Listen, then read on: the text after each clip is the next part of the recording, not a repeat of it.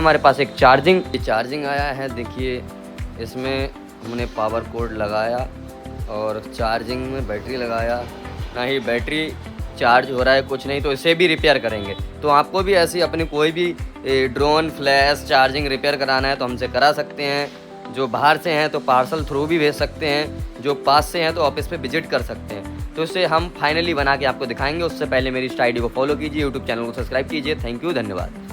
बने रहिए हमारे लास्ट वीडियो तक।